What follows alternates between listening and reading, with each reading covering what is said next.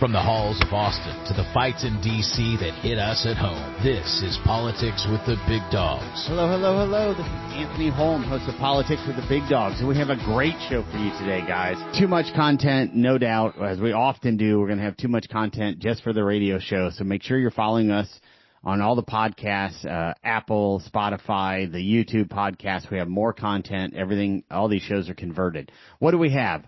We have so much, it's insane. The more things change, the more they say the same. H-1B visas, right? So this is the visa scam that all sorts of bad actors have been using to bring people from outside the U.S. into the United States, claiming that our 300 million plus Americans can't fill the jobs. Most recently, Texas Tech University, hand caught in the cookie jar.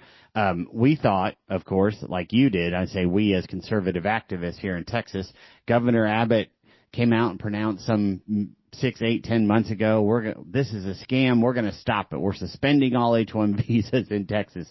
Well, guess what? Our friends at the excellent reporters of our friends over there at Current Revolt exposed yet more, so we'll get deep into that.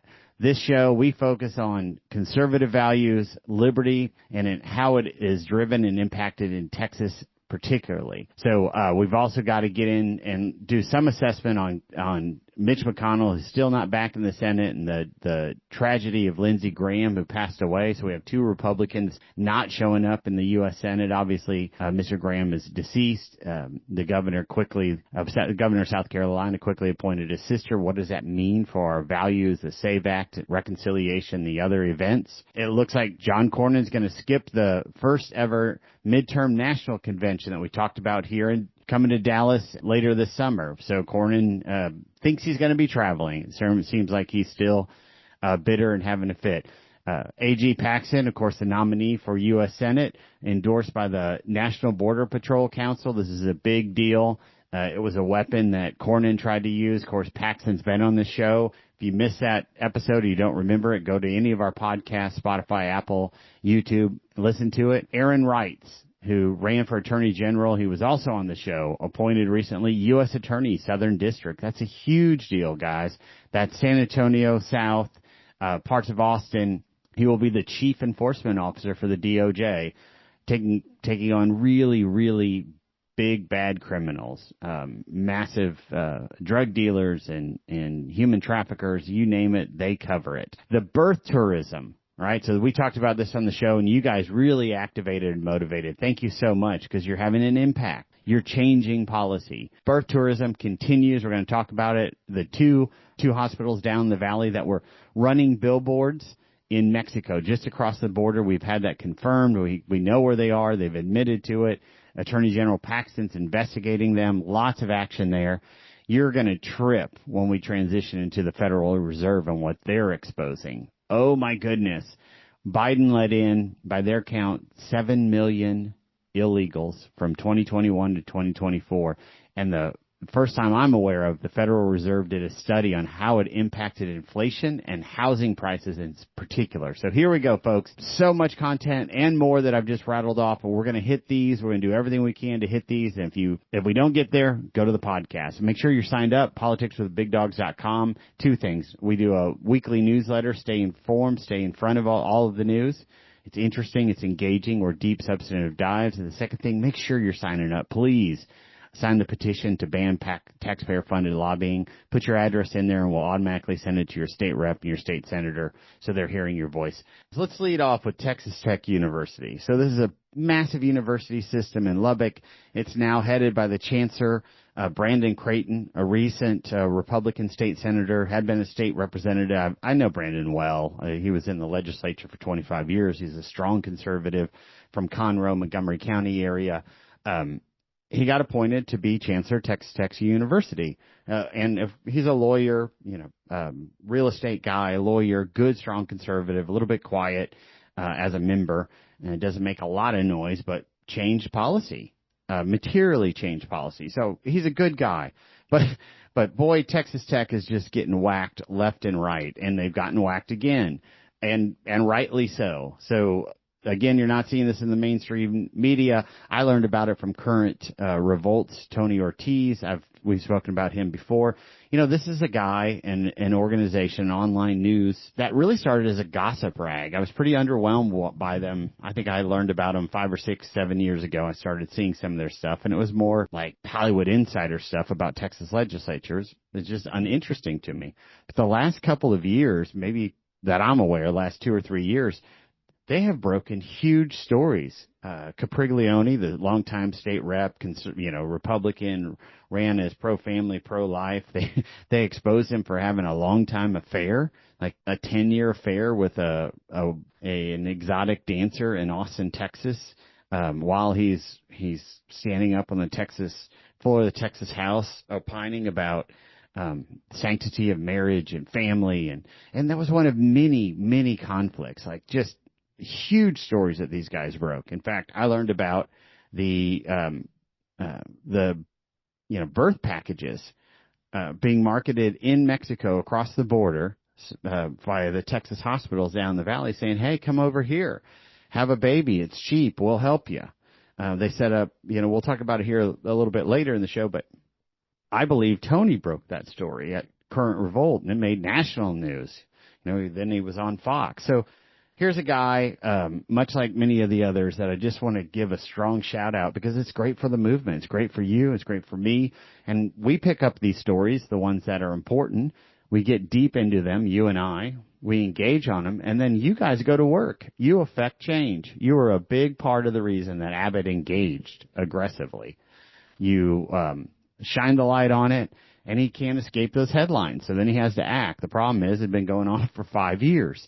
Much like so many of these other policies that they claim is out. So we have one now. Texas Tech caught in the H-1B visa. So it turns out in Texas, if you want an H-1B visa and you're an employer, you go to the Texas Workforce Commission. Things I didn't know until I read Current Revolt, who went down there and pulled the application. Here's what they found. They found a few things that are really terribly disturbing. First, Texas Tech, and a little background, I think many of you know H-1 visa. The standard is effectively, this is my interpretation of it, right? So I'm not giving legal counsel or anything else. The standard is effectively, if you can't find this unique skill set in America, then you have the right to go and petition to get a visa for this unique skill set from a foreigner who then can come to America to live or work on this single job because you were not able to fill it. So I think of those things, and I think the H-1B visa has a role in places such as a leading physics department, where you just can't get a cutting-edge mathematician or physics scholar or, a unique savant, one of the 10 greatest piano players in the world, and wants to come to a university and teach. Okay, well, you just may not have that level of talent in America.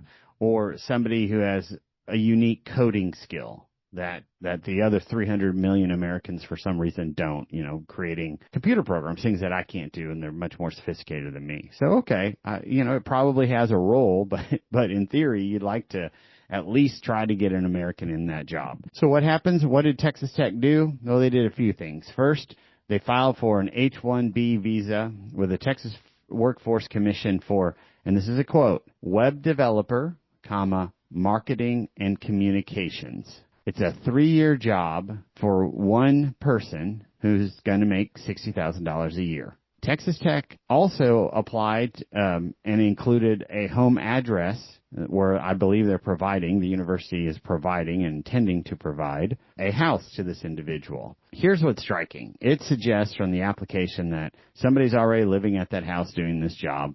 They're about to get booted out of the U.S. or otherwise are having a visa issue. So Texas Tech said, we can't get this talent anywhere else. We've got to have only this person, or in fact, we're going to open up to a worldwide opportunity for employment, and we're going to seek out a, quote, web developer, marketing and communications for $60,000 a year. Well, what does this mean? And in practical terms, it likely means that they've hired somebody who's already living and working in that house, and they're claiming in theory, that they scoured the U.S. and they couldn't find anybody with web development skills and online marketing, social media skills to live in Lubbock, Texas for $60K a year. I don't buy it. That is a talent that is everywhere. This isn't a unique heart surgeon who's invented a new procedure or otherwise. I have a law firm. All of you know that. I do the radio show on the side. It's a passion project. You're a passion project. We want to go and advance good policy outcomes. But I share the fact that I have a law firm because I am inundated with calls and emails. Hey, we'll move you up on the Google listing. Hey, we've reviewed your website. You could do more. Hey, this is inexpensive. For $1,500, I'll do A, B, C, and D. I mean, I'm just every week, several times a week. So this is just a scam, right? There's no way around it. It's just suspect and it's a scam. But Tony Ortiz over at Current Revolt goes farther. Like, I remembered all the hullabaloo about the H-1B visa scams that were happening in Houston and Dallas. And, it was 8-10 months ago, a year ago, that started percolating in all of our worlds with substantive stories behind it. There were 76 H-1B visas issued to a house, that was a 3-bedroom random house in a residential neighborhood in Greater Houston, something like that. So Governor Abbott comes out and acts finally, but Tony links it. He's like, okay, on January 26th of 2026, so a little right around 7 months ago, Abbott comes out and says, quote, "We're halting all H-1B visas at Texas universities, Texas agencies, the things that he, quote-unquote, controls." So what happens, 7 months later, here we are, and Texas Tech is wholly exposed on advancing an H-1B visa for pretty much the most ubiquitous role in social media. Like, hey, help us design a website and do online marketing for $60K a year, $5K a month. Like, those are just everywhere. In fact, you probably don't even need a degree to have that. A 22-year-old does that innately. So it's a skill set. And then it was interesting. I keep talking about Tony Ortiz and Current Revolt for a reason. I want to make sure they get credit for this. They broke the story, and then they pointed out something that you and I have discussed many times. So they pointed it out in using this issue. They said, for the most part, nothing ever happens. They call it a nothing burger. Nothing ever happens. There's no enforcement. There's no violation. There are no ramifications. And most recently, you and I have talked about this in the setting of racial quotas, right? You and I find out that all these racial quotas are embedded. Instead of fighting for property taxes and other things, we have to go to the legislature and say, what are you doing? Stop this racism. Right? When you're saying non-white people can't have a job or can't be admitted to universities, that's racist. Stop it. And the U.S. Supreme Court even said it's illegal and racist. So the legislature and Governor Abbott and others all make this whole big hullabaloo, and they pass a big bill and they give it a fancy name, and then nothing changes. Recently, on one of these shows, in the last 3 months, I'm sure it's listed and you can catch it from the title and the podcast listing, we expose what the Texas legislature did with the budget. Just top to bottom, inside the Texas budget, they built into Texas universities and the entities that they're controlling mandated racial quotas. Well, actually, let me take out the word mandated. It said, effectively, the university shall seek to achieve 36% admissions to the medical school who are African American or other historically underutilized race of individual. I'm conflating the historically underutilized businesses and non-white, right? All the DEI language. So the legislature also came out separately. DEI, we banned it in Texas, yet they build it into the budget. And it was 34% this year, and it's a 2-year budget, and 35% next year, and the budget committee will be reviewing these when it sets the next budget. So is it a mandate? They don't use the word mandate, but it's a mandate. They're letting everybody know, and it's top to bottom through that. So the Republican House and the Republican Senate go and pass a budget littered with racial quotas, while at the same time saying we ban DEI, we ban racial quotas. And here, Abbott says, I control so much of Texas, we're going to do an H-1B freeze. None of these shall occur anymore, and Texas government and Texas universities, we've got to stop and figure this out. And boom, Texas Tech in Lubbock, not a liberal place, a really conservative place. The Red Raiders out in the middle of West Texas, what are they doing? H-1B visa 7 months later for a job that pretty much any 18 to 22-year-old can do even without a degree. Web developer, marketing, and communications. I mean, web developer, you can do an AI now. I don't know anything about them. Here's what's ironic to me, at least, if not, I just think funny. Texas Tech had they bought in the market. I'm so disappointed in college football, right? It's a mini NFL. There's no way around it. So everybody, including my alma mater, University of Texas, paying lots of money to all these high school kids to transfer over, to come to their university. But Texas Tech is one of the worst abusers of this, and they bought a kid for quarterback recently. You had 1 year left. He was being investigated and sanctioned by the NCAA, the governing body, because he placed 1,000 different bets on college football games through online poker markets, or betting markets rather, including teams that he was playing against and playing on, as I understand it. So a gazillionaire who's the chair of the Board of Regents and a big tech alumni was very involved in it. He's been a major donor to the football program to bring in all this talent and basically buy a semi-pro football team for Texas Tech. Here, Texas Tech does all of this, or at least somebody, the Board of the Regents chair in the name, to benefit Tech and spends all this money, and there's a question of whether this kid, Sorsby, will be allowed to play quarterback or not. This happened all the last 8 weeks or so. Long and the short is, Texas Tech pays him. He's barred from playing for the year ahead, so they sue. The Speaker of the Texas House, a Republican Texas Speaker, is a lawyer, gets engaged. I'm going to champion it too. I'm part of the legal team, and we're going to overturn this. And they get some Lubbock judge or a visiting judge from Fort Worth who we think knows and was associated with the Board of Regents, put a restraining order on the NCAA's ability to suspend this player and set the full hearing for after the season, right, or the full trial after the season. So everything shall stay. And Texas Tech kind of, we got big pocketbooks, we've got local judges, we got what we need. Well, NCAA appeals or raises it. Long and the short is they lose their quarterback. So the Board of Regents of Texas Tech is willing to go to this kind of lengths to spend money and to litigate and set a terrible precedent, I think. A terrible, terrible one. Like, you can gamble on your games, no big deal, and we're going to fight for you, and we're going to go to the courts, and we're going to bend the law, and mostly bend the rules to ensure that you get to play football for Texas Tech. But at the same time, that same chair of the Board of Regents is just going to sit idly by and watch as Texas Tech University continues to issue H-1B visas for foreign laborers for the most absurd classification of employment.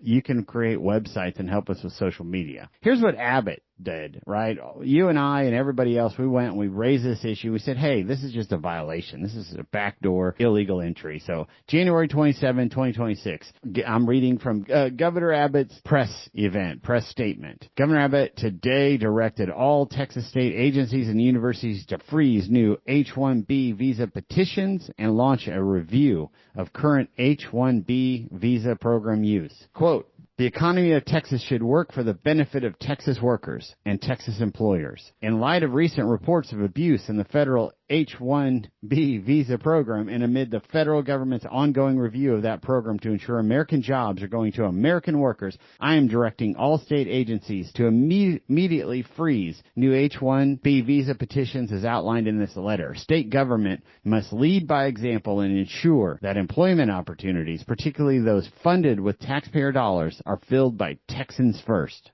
End of quote. Yeah, that's great rhetoric, but nothing happens. The same with DEI, the same with racial quotas at our institutions of higher ed, and obviously here. Let's make sure that Texas jobs are filled by Texans first. Well, Texas Tech isn't doing that 7 months later. These guys are basically almost top to bottom just giving us lip service on conservative issues and conservative values. And the Texas Tech Board of Regents is either asleep at the wheel or letting it go because they're too focused on trying to get a habitual a gambling addict guy with bad standing with the NCAA to be their quarterback for 1 year. So then he petitions, he decides, I'm going to just go to the NFL. And the NFL won't take him either because of his problems. They said, nope, you're not eligible this year, that's for sure. We'll look at you maybe next year. So the guy's stuck in limbo. Texas Tech, I think, made a fool of themselves, led primarily by the Board of Regents, because they just showed that character doesn't count. And now they've been caught yet again, the university, the institution, violating H-1B. And Abbott has, again, one of many, many, many times been exposed as a leader who gives great headlines and lip service, but doesn't actually get anything done on the issue. Sadly, it's gotten so much better since he was challenged in a primary. That's a great service by our new comptroller Huffines. He did the conservative movement a great service because Abbott really woke up. But you do have to follow through. You do have to surround your staff who will make sure these policies are implemented and get done. All right, folks, we got to move on to another subject matter. Talked about John Cornyn on the show, Ken Paxton on the show. They're many times, right? Their race for Senate Republican nominee, and Paxton won a runoff. We all know that, won decisively. Well, John Cornyn's been really bitter and petty about it, frankly. There's just no way around it.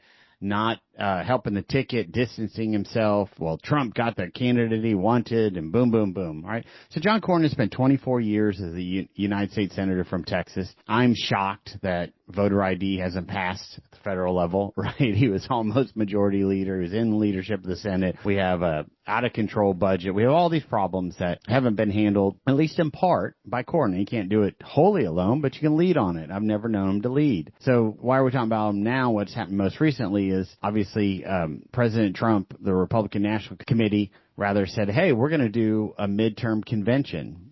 I don't believe it's ever happened in America before. We always have a 4-year convention around the presidential Trump. So we're going to do one right now in September, a mid-year in advance of the November election.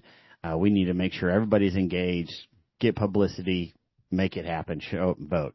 And they chose Dallas, Texas, September 9th and 10th, a 2-day event. Well, John Cornyn, who took a long time, I believe, to communicate with Ken Paxton after he was defeated and soundly defeated, Cornyn and his people spent $150-200 million just demonizing Paxton, still lost about 2-1.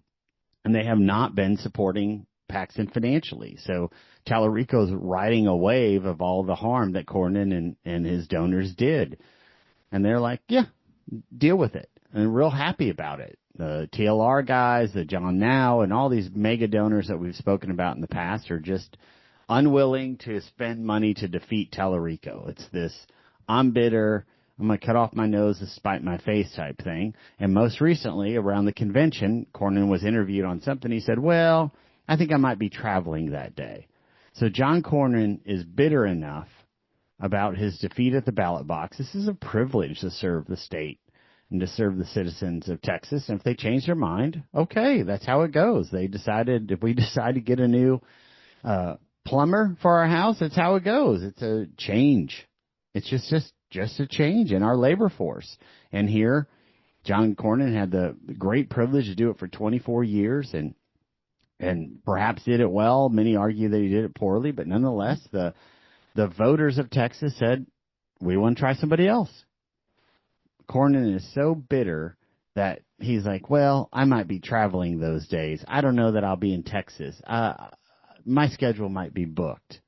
He doesn't want to come to the convention. He doesn't want to do anything to help Ken Paxton defeat Democrat Talarico. He wants that $150-200 million that the Cornyn Bush machine spent demonizing Paxton to help Talarico. There's no way around it. They want to be able to say, I told you so. You should have gone with a crazy moderate, even though after 24 years, so many of our core values are left out in the wilderness with Cornyn having been in the Senate. So I may not be there. The other significant thing is the president of the National Border Patrol Council went to the Valley. So this is the guy that represents almost all the Border Patrol agents, went to the Valley with Attorney General Paxton, wholly endorsed him. You'll remember that Cornyn had really weaponized the National Border Patrol Council for political purposes and said, they're with me, they know, I'm the protector, I'm this, I'm that. So the quote from the president of the Border Patrol Council, Mr. Perez, says, we know Ken Paxton stands with the men and women of the National Border Patrol Council who are on the front lines protecting our borders, and he has always fought to uphold the rule of law. And President Perez also said, while many look the other way during the Biden border crisis, Attorney General Ken Paxton has taken action to defend our state, our nation's sovereignty, and to support those on the front lines, close quote. That kind of nails it, right? I mean, John Cornyn, for most conservatives, has been a meh, and we rarely take out incumbents, particularly ones with the money and the standing of John Cornyn. But really, the contrast is pretty stark. It was well shown by Mr. Perez, the president of the Border Patrol Council, who said when 7 million immigrants were flooding the U.S. during the Biden years, it was A.G. Paxton who was taking it to Biden, who was enforcing the law, who was defending Texas, who was defending our nation's sovereignty. Well, that contrast and that side-by-side exposed John Cornyn to a defeat. And had John Cornyn led, maybe not even as aggressively as Paxton, just in a material effort, the way Paxton did, to stop the 7 million plus illegals flooding in under Biden, shoot, he might be the nominee. He may not even have been opposed. Yet here we have a Republican-held U.S. Senate who can't pass the SAVE Act, who can't ensure that photo ID is required to vote at the federal level. So in the absence of policy, we elected John Cornyn. We have the absence of all this policy, and hopefully Paxton can get it done. If he can't, then we'll find somebody who can. But John, Ken Paxton's been pretty good at getting things achieved one way or the other. Pretty effective member, really effective attorney general. And then politics also, in this instance, with John Cornyn, politics makes pettiness. I don't know that I can attend the national convention in September in my home state of Texas, in Dallas, Texas, because I may have a conflict. It's just bitter. It's just petty. And all of these people want to do everything they can to help Talarico so they can say, see, I told you so. We can't let that happen. It won't happen. Talarico's a kook. What he stands for will not be accepted by Texans, and he's going to be defeated. There's just no way around it. God's non-binary. There's really 6 genders. The list is long, and he's trying to get away from those statements and beliefs and values and votes as quick as he can over the next few months, he being Talarico, obviously. It's just not going to happen. He has a long history of craziness.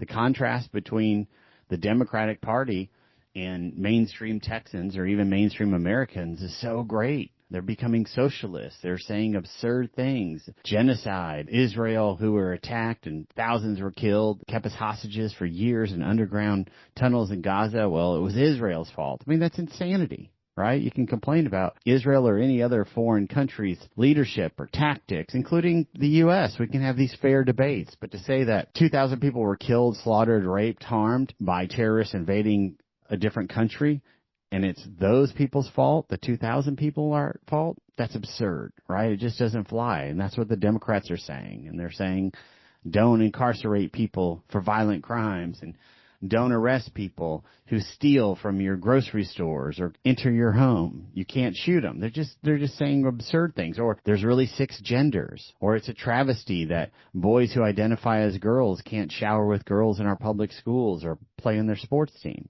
That's so out of the mainstream, it's just not going to happen. I'm troubled that we're even having these debates. And to take it back to Cornyn, after 24 years in the U.S. Senate, Mr. Cornyn, why are we having these debates? Why haven't you handled this? Right? If you believe in all these and you're such an effective member, get it done. All right, folks, I want to give you some feedback on your actions because you really whipped up a storm over this birth packages, right? So a couple episodes ago, maybe it was even last week, it's all happened so quickly, I reported to you all on reporting from Current Revolt. This is that online news source that we talked to before, who broke the holiday birth packages. Come to Texas from Mexico or a foreign jurisdiction. Hospitals in McAllen and Weslaco and these cities on the border will help you have a baby, and then your baby's a citizen, right? That last part, they don't put on the billboard necessarily, or at least I haven't seen it, but it's certainly implied. Current Revolt got a hold of this, blew up the story, it became national news. You guys acted so aggressively and got so engaged that it really has done amazing things. So I at least want to give a wave to some of your effects, right? First, when I brought this to your attention, we couldn't verify the billboards. There were pictures of the billboards on social media. We have since verified them. They were 5, 6, 8 miles across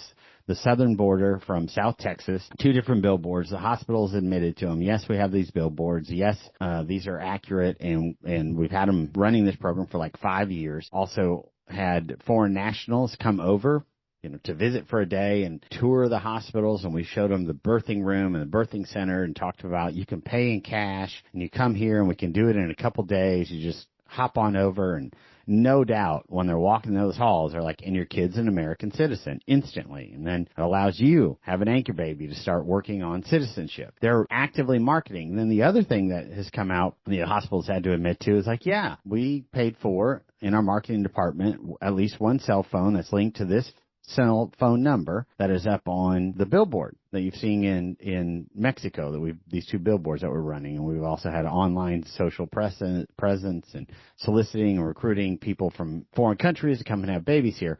So it turns out in Latin America, there's a very popular phone app called WhatsApp. Most of the world uses it. Americans tend not to, but most of Latin America and much of Asia. There was somebody who carried around this cell phone and communicate for the hospital, paid for by the hospital, and the individual is an employee of the hospital, and communicated with presumably these Mexican nationals via WhatsApp on the cell phone that was the same phone number linked to that billboard. All of that has come out, been confirmed, the billboards, 5 years. You know, these are hospitals that are regulated by Governor Abbott and his staff. I'll bet $1,000 that many of these hospital owners and executives have been donors to Abbott and others. And most recently, since our last show, the HHSC, the Health and Human Services Commission in Texas, has made referrals to the Attorney General's office to prosecute this birth tourism. And A.G. Paxton has been prosecuting birth tourism now for at least 8 months, if not closer to a year, or perhaps even longer, because he's been exposing it. He caught a bunch of people in Houston. I think it was a Chinese birth factory. Come on over, show up pregnant. That's one of the reasons that President Trump has been thinking about not letting women into the U.S. who are 6 months or more pregnant, right? Because they'll overstay and then they have a baby and, oh, my kid's a citizen, you can't deport me type thing. Paxton, we believe, caught a bunch of Chinese profiteers bringing folks over to do exactly that in Greater Houston, as I recall. I'm going from memory here, but I do remember seeing this and communicating with them about it. And now, most recently, an online sleuth, Kurt Revolt, finds these billboards and shocks the conscience, not just of Texas, but America. That's why Fox News National and others picked it up. So Abbott had his people investigate it. Hallelujah. And they made an official referral to the AG's office. So Ken Paxton and company are off and running to prosecute that. But I'm bringing all this up not just to share more information about an issue that we talked about, rather, but to praise you guys, because you were outraged. You communicated here, you picked up the phone, you sent emails, you engaged, and look what's happened. This has been shut down, made national news, it's exposed. The only real shame is that it's been happening for years right here under our noses. I'm sure there will be more interesting information that comes out associated with it. If so, I'll update us. It competes for time. This issue, we vetted it. It's now competing for time for all the others. So we got to move on, but I did want to do a recap there. More with Anthony Holm coming up in just a minute.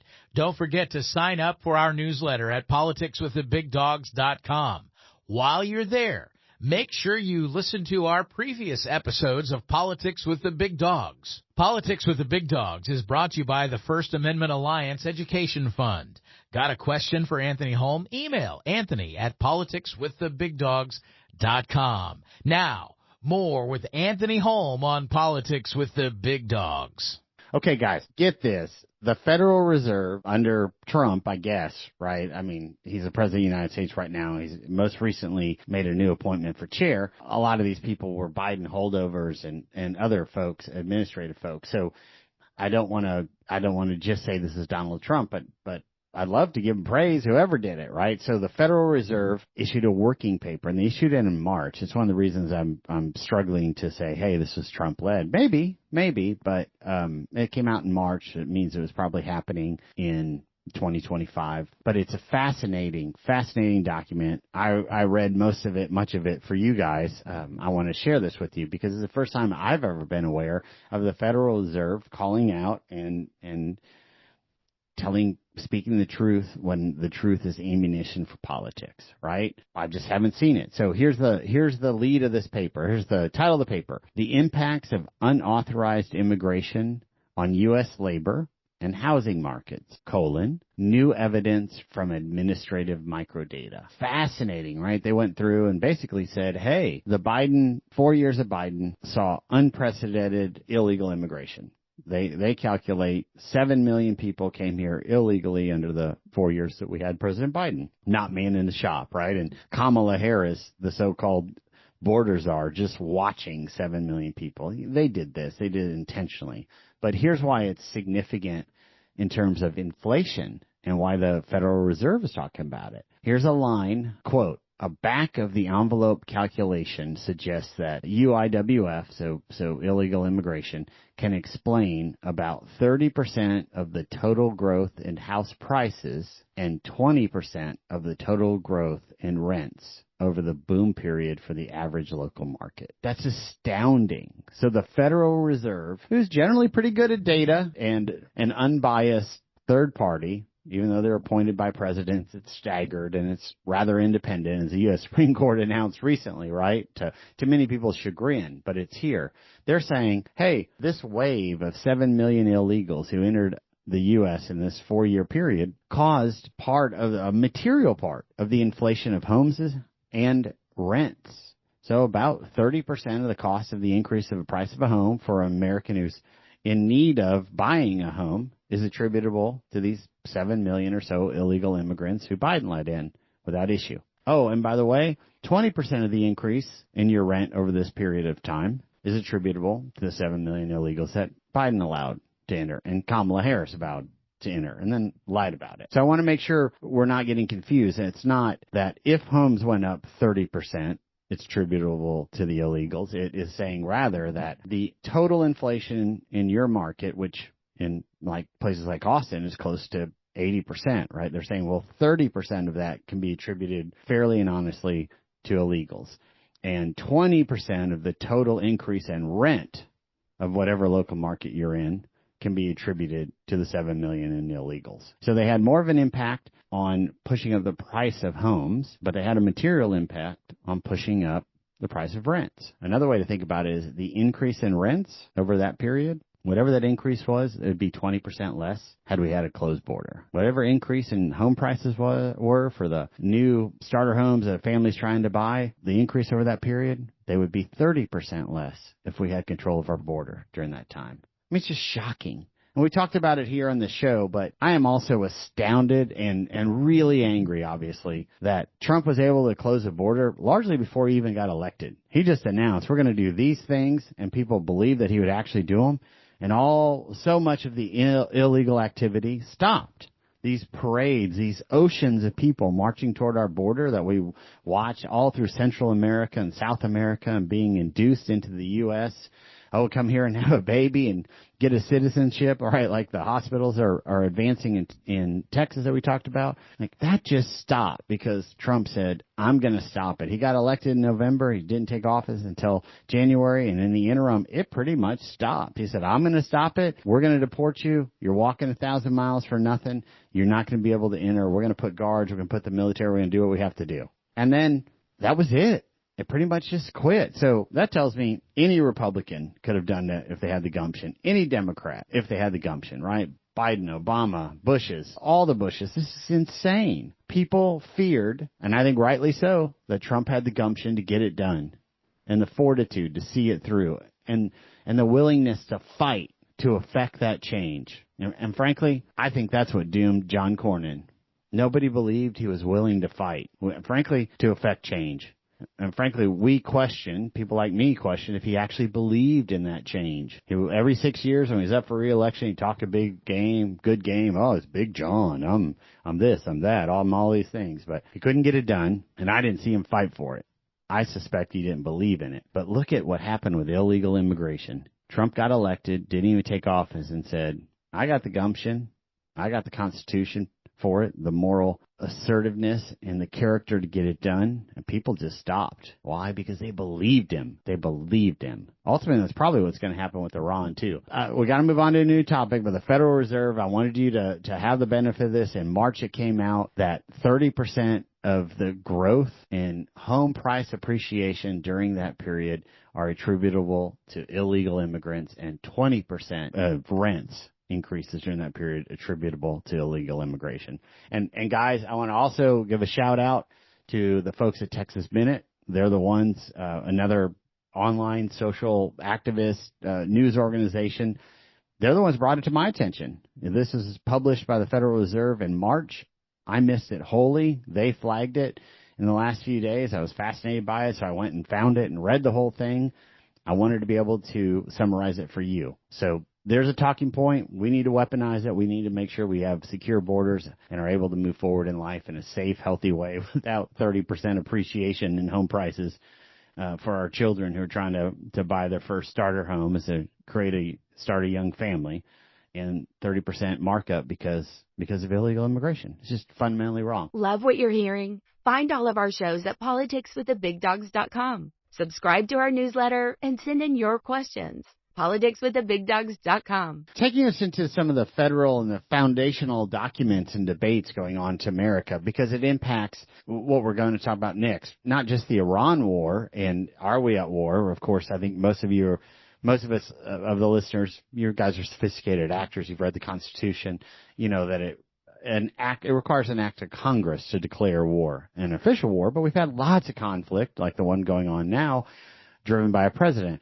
And we've seen, driven by the executive, obviously the president, we've seen these debates over time of, is it legal? What are the war powers? What are the powers of conflict? And what is required? So more and more this debate has happened, and more we've had actions, military actions by the executive branch without the support or at least the affirmation of a congressional vote or declaration of war. We've seen that all over the place.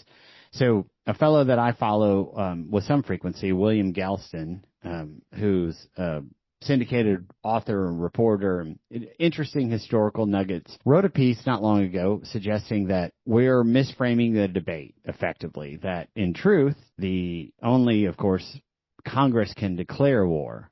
However, the founding fathers suggested and intended for the president to be able to respond to immediate physical harm, conflict, warlike events, and defend and protect our nation, while Congress kind of gets together and has some of the time to officially declare an offensive war. So one is more, Galston advanced a proposition that effectively said, like I'm using my language, not his, that said, hey, a president has to be able to defend our borders, defend our nation, defend us against imminent threat and or attacks. But an offensive event like a war, and the funding obviously for a war, is only declared by Congress.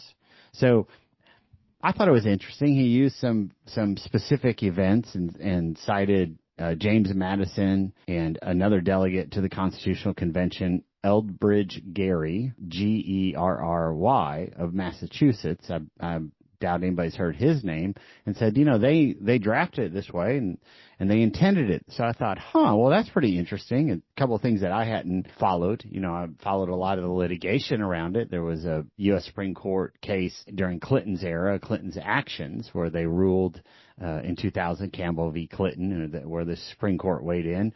But I didn't ever have as strong of a line of sight on it as I wanted, so I got into some of the substantive research so that if there was a there, I could share it with you guys. And guess what it is? So Galston was right.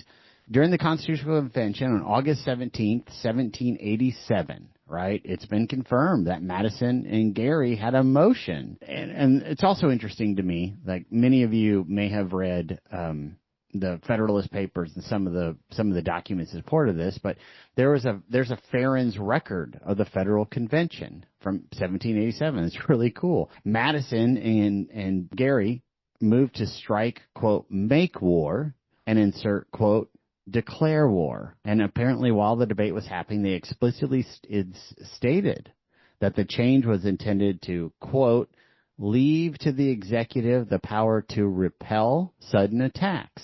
And then Roger Sherman objected and said make was better because the executive should be able to repel and not commence war. It's fascinating to me. So our founding fathers during the Constitutional Convention, of course we declared, obviously we've talked about this in the past, many of you are aware of this, but I want to remind us, we declared independent in 76, but we didn't pass the Constitution for some time, many years after that. So now we're in 1787, we're having this debate of what to put in it and what powers, and to ensure that the three branches of government are co-equal, right? And they're debating, should we give the president the power to declare war or the power to make war? And if we do, what does it mean? One of them popped up, Roger Sherman, and said, no. the executive should be able to repel intruders and invaders, but not commence or make war. Wild. I'm fascinated by that, and I've got to give Galston tremendous credit and saying thank you. And I wanted to share that with you guys because this is a debate. It's a War Powers Act, right? And there's a great debate of what is war technically, how is it defined? Only obviously like a declaration from Congress can declare war, but we have people dying and missiles being sent and ships being launched in combat missions. Is it war? Is it not war? And what did the framers and founders of our nation intend? Well, it turns out there's more, right? It's really fascinating. President Washington weighed in, and he wrote, "The Constitution vests the power of declaring war with Congress. Therefore, no offensive expedition of importance can be undertaken until and after they shall have deliberated upon the subject and authorize such a measure." So I think we can, close quote, I think we can fairly extract that they is Congress.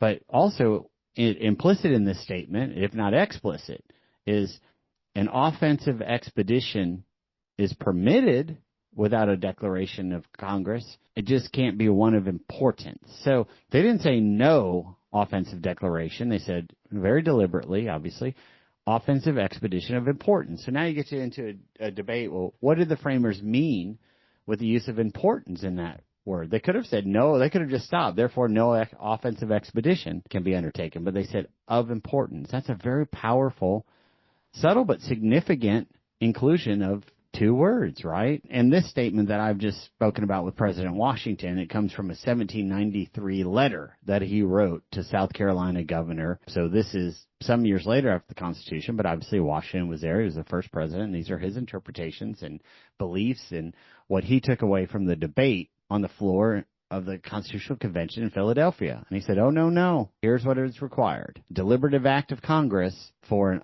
offensive expedition of importance. But clearly the president can do some offensive expeditions. And then Hamilton confirmed something similar in Examination 1 in 1801. Of course, Hamilton was there and engaged in all these debates. And from his first essay, he says, quote, "It is the peculiar and exclusive province of Congress, when the nation is at peace, to change that state into a state of war. It belongs to Congress only to go to war." Wow. I want to remind all of us that Hamilton is a real strong advocate for a very strong executive.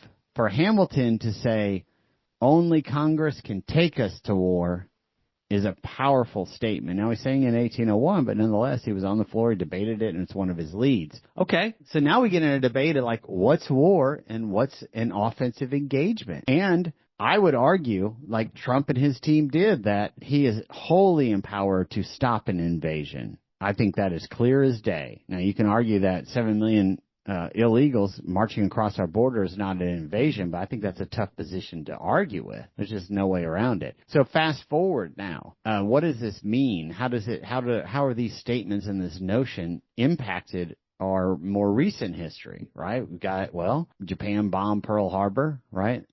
And we get a declaration of war. But the president was able to act immediately when they bombed us. And it was a day later or a day and a half later when Congress declared war. But the president took offensive actions, of course. We're just waiting for deliberate time, time for Congress to deliberate and catch up. Same thing with the Gulf of Tonkin in 1964, right? It turned into the escalation of Vietnam and actions around 9/11 under President Bush.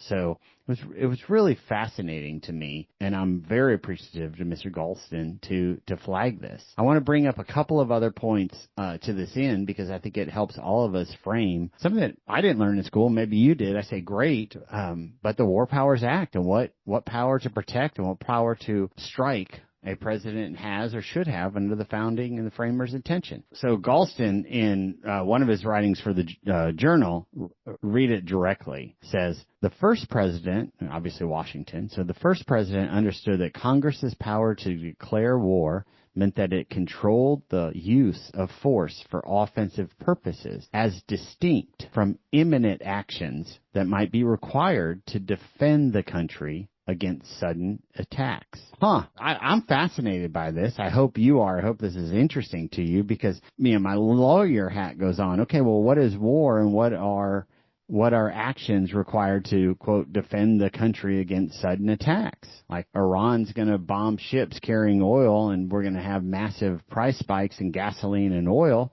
Is that defending the country against a sudden attack of a price spike? Or is it the 7 million illegals who Biden let in and didn't do anything about it, right? Is that defending the country against a sudden attack? How are you defining the word attack? I think very strong arguments could be made on all sides, but I'm very appreciative to be as informed and to get into the nitty-gritty of this stuff as we are. Obviously, I got a little bit deep into this, but there's so much more. It's fascinating because I wanted to see, and I wanted you to be able to hear and learn and listen about the folks who attended the Constitutional Convention, what they walked away with and how they implemented it, right? So right at 1798 to 1800, John Adams wasn't taking independent action we had basically had a war with France at the time, the brand new United States. He wasn't taking affirmative actions until Congress passed very specific statutes authorizing, and they limited it. They didn't just say you can go have naval hostilities with France. So they gave him a confined parameters, and he wasn't acting even though France, the French Navy were attacking our people. Yeah, that's when it authorized. We got this term imperfect war, and then it happened again with Jefferson in 1801. Jefferson sent a squadron to handle the Barbary pirates, right? The pirates on the coast of the Carolinas even were harming our shipping lanes. And he said, Congress, I'm quote, unauthorized by the Constitution without the sanction of Congress to go beyond the line of defense.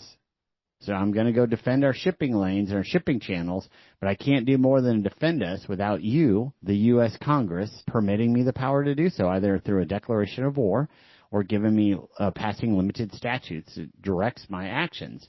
James Madison did something very similar in 1812, and he wanted the U.S. to go to war with England, right?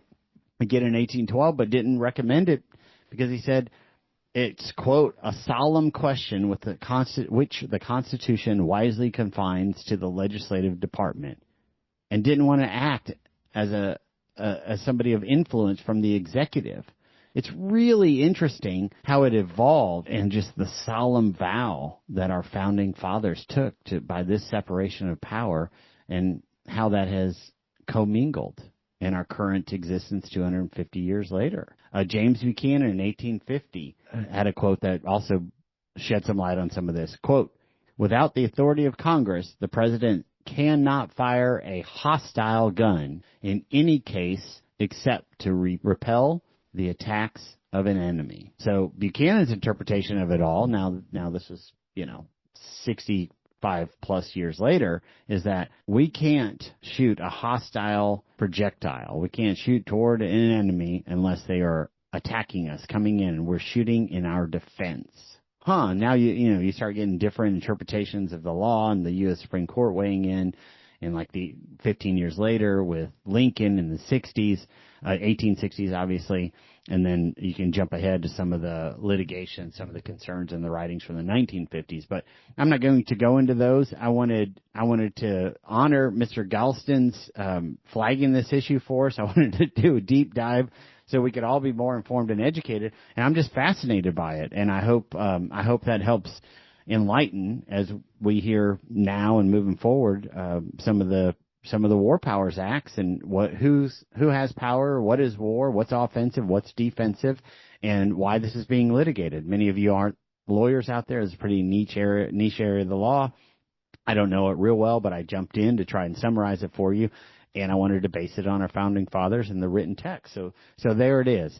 We've got to move on to our next subject, and we're getting low on time. Again, this is Anthony Holm, host of Politics with the Big Dogs. If you're just joining us, we went over, you name it, we have hit it today. There's just so much content out there. Texas Tech and their violation of the governor's order, the so-called, freeze on H-1B visas. And frankly, Tech didn't have the foundation to go and seek out a $60K a year web designer. I mean, can easily fill this job with an American. Cornyn skipping the convention. Aaron Wright's a candidate for AG in the last primary, got appointed U.S. attorney. He's going to prosecute drug dealers and, arms traffickers and some of the worst of the worst.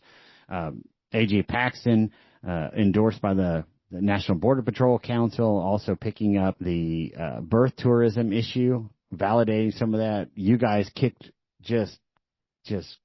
tail on it to bring it to everyone's attention. They are now acting. The Attorney General is engaging aggressively. Now, as I shared with you, he already went after the Chinese birth tourism effort, but this one, the hospitals in the valley on the U.S. side, 5, 8, 10 miles north of the border, were running billboards in Mexico and setting up WhatsApp phone communications and giving tours of their birthing rooms. Come over here, and no doubt implicit in that is U.S. citizenship.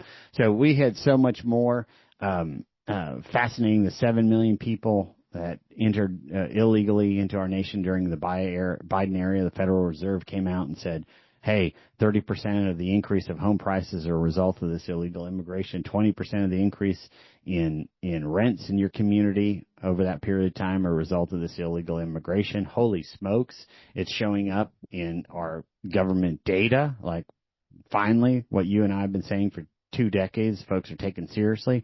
So this and so much more on all of our shows are converted into podcasters. We only have a 54-minute show here. We have a lot of content on the podcast. You can find them on Spotify, on YouTube, on iTunes, on Apple. You name it, they're across the board. Make sure you're downloading them. Aaron Wrights has been on the show. Paxton's been on the show. Many of the people we've talked about have been on the show. This is Anthony Holm, host of Politics with the Big Dogs.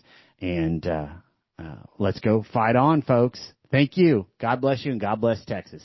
Politics with the Big Dogs with Anthony Holm is supported in part by the First Amendment Alliance Education Fund. Learn more about today's guest and hear other episodes online in our archive. Visit politicswiththebigdogs.com. If you have a question for Anthony Holm, email Anthony at politicswiththebigdogs.com. From deep in the heart of Texas, you've been listening to Politics with the Big Dogs.